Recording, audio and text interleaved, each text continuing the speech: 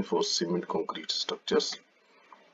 So first of all, we have to understand the philosophy of the design by this method, working stress method.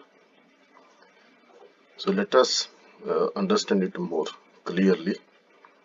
In this method, it is assumed that the structural material, in our case structural material will be concrete, that the structural material behaves in a linearly elastic manner, and that adequate safety can easily be achieved by restricting the stresses in the material. That means when a material will be having, suppose we are talking about the steel, when steel has yield stress. Similarly, the material, other material which is in practice, that is concrete. So concrete has some compressive strength, which we have gone into detail in the earlier lectures. So what we have to do, we have to restrict the stresses, or you can say we will be taking some reduced value of the stress, so that whatever be the expected loads will be subjected to the structure, which are known as service loads. So it is assumed that the structural material behave in a linearly elastic manner. This is our assumption in working stress method, and we are restricting the stresses so that whatever be the load on the structures are coming, they will not fail the structure basically. Now these specific, after restricting the stresses, we will say that we will be obtaining the value of permissible value of the stresses. That means whatever be the value of the stress, which we term it as allowable stress, are kept well below the material strength and within the elastic limit. So whatever be the material strength, and accordingly we will be allowing only permissible stresses. For example, if we say concrete is of M20 grade of concrete, for example, so 20 MPa will be the strength of the concrete in compression, and as per this methodology we will be just reducing that strength for our calculation. Let us take the concrete of strength, suppose it is 20 MPa, and we can take it allowable only 10.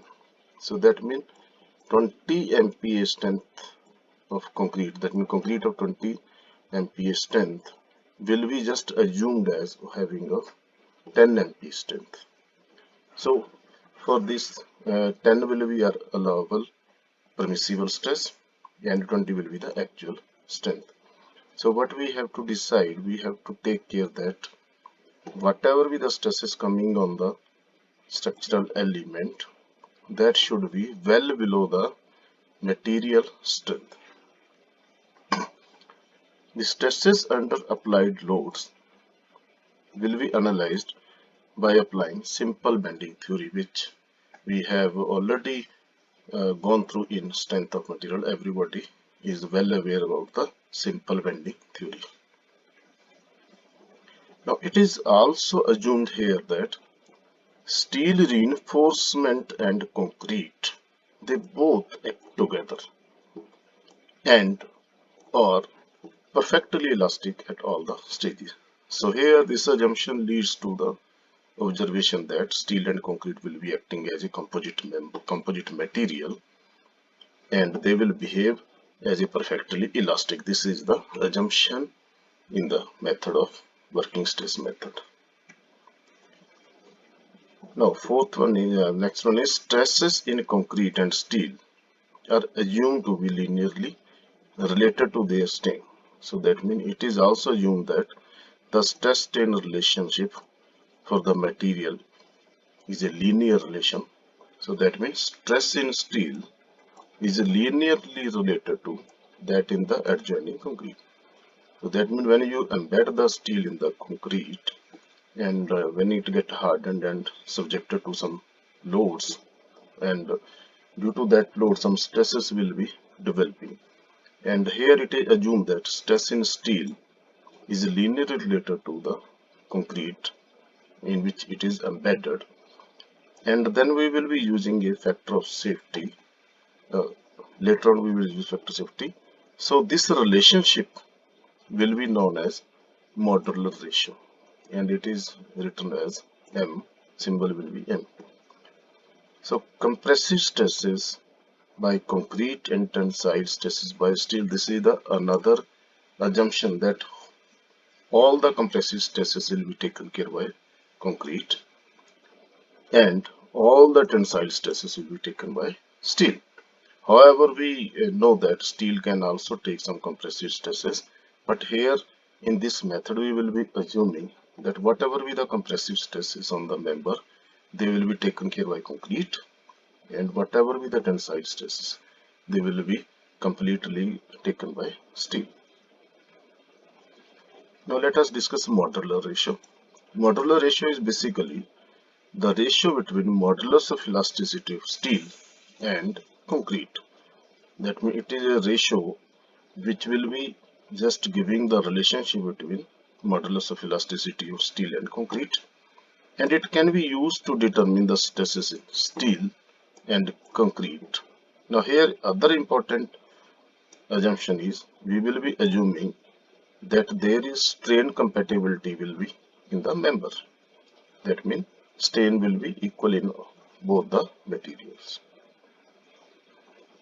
Now ratio of material strength, as we discussed, to the permissible stress will be termed as factor of safety.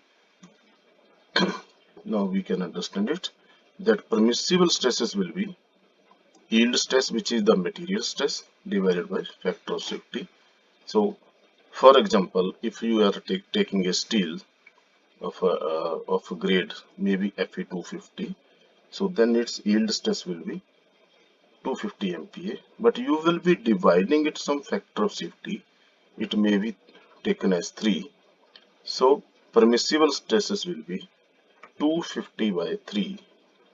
So it means the steel which is we are using in this concrete in RCC member, we are just considering the yield strength of steel now when it is embedded in concrete is 1/3 of its actual strength. So that will be the permissible strength. So another point is the stresses caused by these service loads. So whatever be the stresses coming on the material due to the service loads, that means the loads which are coming on the structure, they will be checked against the permissible stresses. So this line indicates that whatever be the stresses coming on the material, so that stresses must be less than the permissible stresses. Permissible stresses is the highest limit which we can allow in case of working stress method. Now let us discuss few limitations of working stress method. Very first limitation is we are assuming in working stress method that concrete is a elastic material, but in actual practice, in lecture 1, 2, 3 we have discussed, in actual practice concrete is not elastic material. It is basically possessing inelasticity, so it is inelastic material.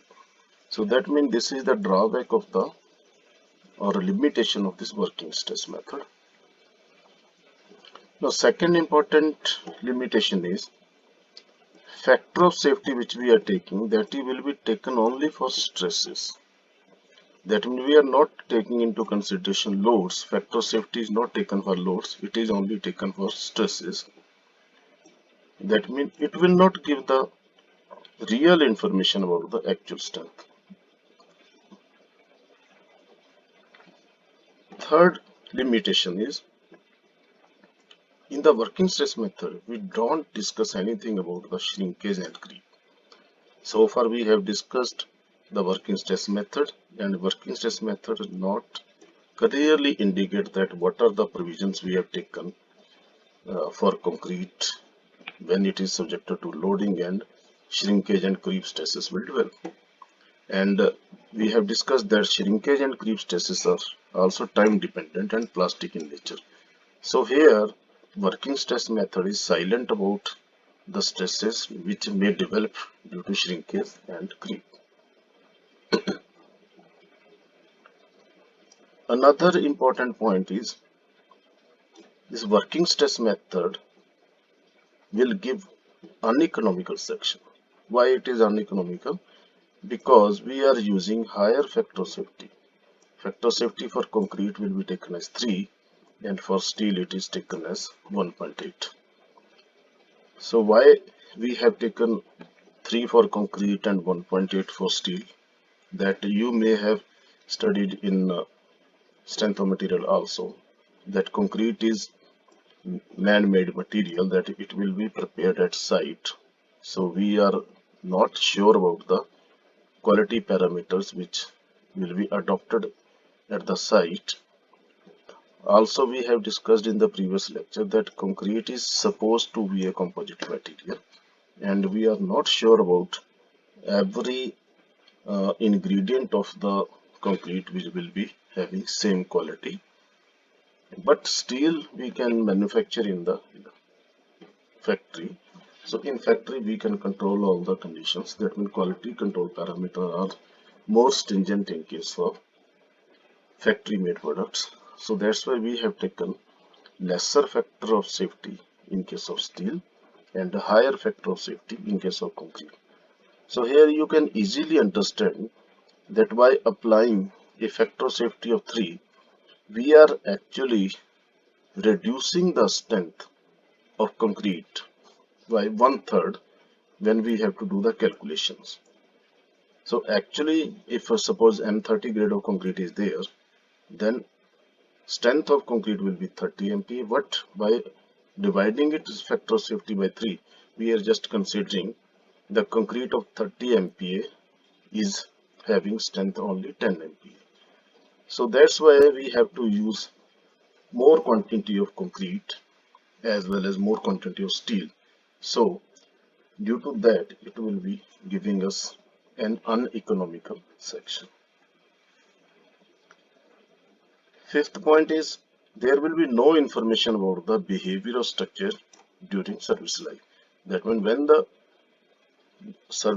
structure will be subjected to actual loading, that means when people will be start occupying that structure and some live loads will be acting on it, and how it will behave after the construction, and what type of parameters, like whether there will be any leakage, etc., cracks, etc., and permeability, durability. So all these information are not available in working stress method, because working stress method is mainly focusing on the strength of the structural element, but not about the behavior of the structural element after when it is in practice. So IS 456 recommend now that is limit state design method for RCC structure, and you may use working stress method in the design, but then you have to face all these limitations and you have to compromise on some of the